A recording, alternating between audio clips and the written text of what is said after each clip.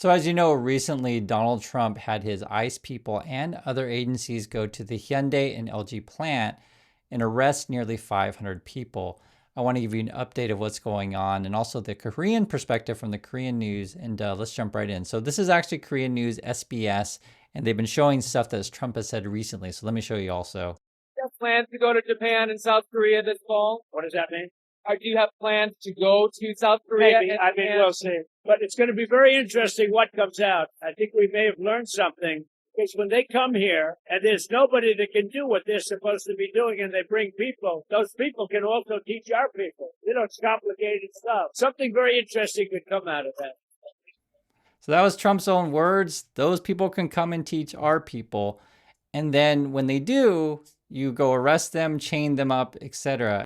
We represent several employees from different Korean companies that were engaged in the plant construction and development. One thing I think that's been unclear through all this is, why did ICE and a specific part of ICE, HSI, go to this plant? As the reporter mentioned, they were looking for 4 Latino workers.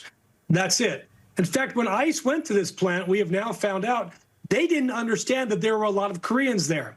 The Koreans were never part of the plan, which is why they didn't even bring a single Korean translator with them. It turns out that the vast majority of these Korean workers weren't pounding nails. They weren't building facilities.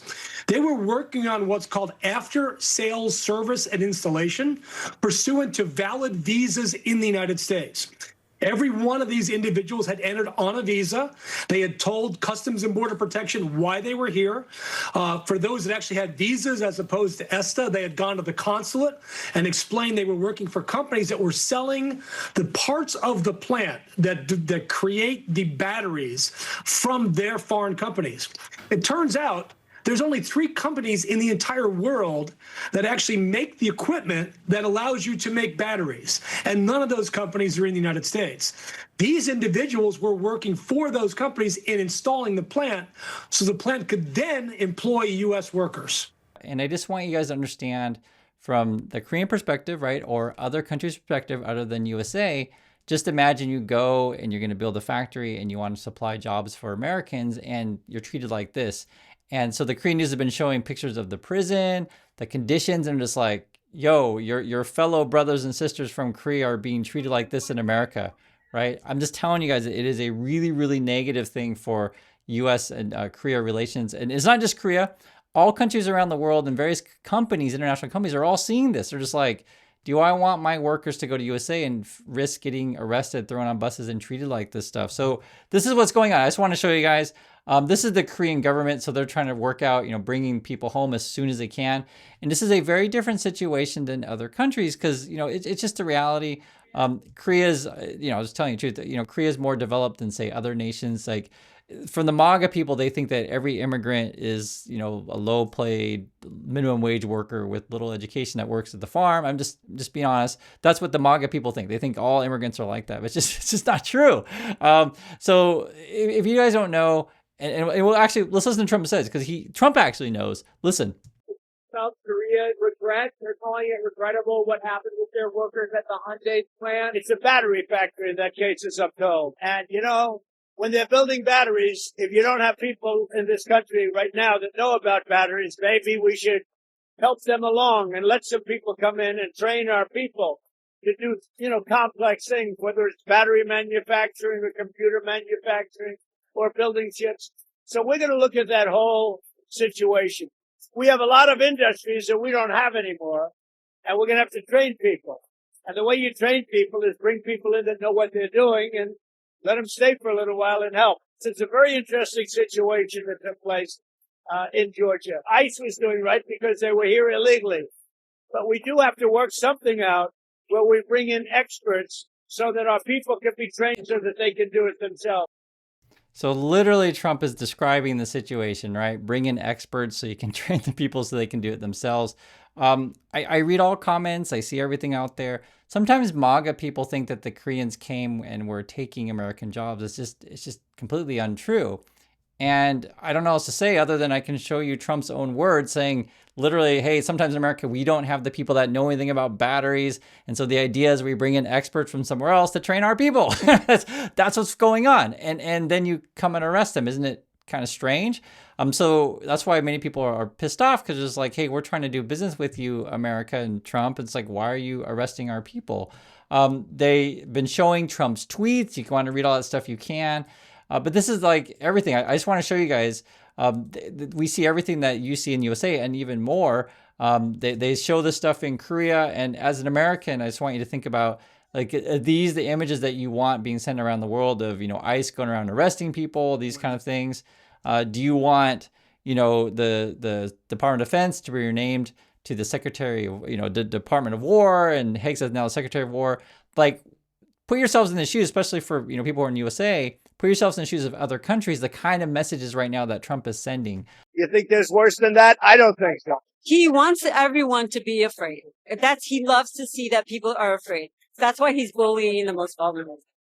Trump has got to go. Hey, hey. So they're showing this in Korea. They're showing the protests. They're showing, it's true, Trump's talking about violence in Chicago. Like, so from the, Korean perspective is like, why would I want to go to a place where you got this president, talking about violence? So one would be, okay, there's violent people in America. Why would I want to go there? Then you see there's other people protesting said president who's arresting your people. It's like, why would I want to go to places where it's like unstable and protesting? And then you got this, which is really interesting. So Noam, Christian Noam, she wants to deport the Koreans. The Koreans want a voluntary departure. So why does this matter? It has to do with basically penalties and whether or not you're determining someone is a criminal. So Noam basically wants to say, all of you Koreans that came as engineers and teach Americans how to build batteries, finish the plant, you're all criminals. That's what Noam wants to do. And so the Koreans are like, no, we want voluntary departure. If you don't want us here, we'll just leave. And this is actually a really important point, because if you go with the Noam perspective that all the people that were there are all criminals, then it could face, like, say, a 5 to 10 year ban from USA. I'm not saying that people want to come back anyway, but that would mean that if Hyundai and LG want to finish the plant, they might not be able to finish it because they won't be able to bring the people. So this is why this part matters. And then the discussion also is, should Trump and all these people create like a special work visa situation to where people can come in and finish the plant? And then they're showing they keep showing us, this is the detention center of like what's going on with there, the reporters, there's family members. There's also a dispute. Kristi Noem, also known as Ice Barbie, is claiming that she informed LG and Hyundai that there could be a possible crackdown, possible violations, etc. However, LG and Hyundai are saying, no, we were never contacted by you. I'll just say this, guys. You can decide who you want to believe. Is Noam telling the truth? Is Hyundai and LG telling the truth? We know that the Trump people have a history of not telling the truth. And we also know in many situations, Trump people come out and say something publicly, but then other countries say, be like, no, you never said that, or you never notified us, or that's different. There's nothing in writing. So again, I don't really trust Noam, and that's my opinion on that. And then they keep showing Noam, and from the American perspective, these are the people representing America right now. I can't stress enough like how terrible it is to have Trump represent America, to have everyone in Korea right now and around the world saying, hey, America's a bunch of prisons. That's what they've been showing us. And so what's going on is actually local Koreans here in Korea are protesting in front of the U.S. Embassy and consulate, this kind of stuff. These are young people out. Let me show you a little bit. 트럼프는 사과하라. 트럼프는 사과하라. So these are Koreans protesting, right? You can see they're putting in English to make sure that it's clear to Americans who Trump is, a dictator, a tyrant. There are people protesting at night. I'll show you a little bit.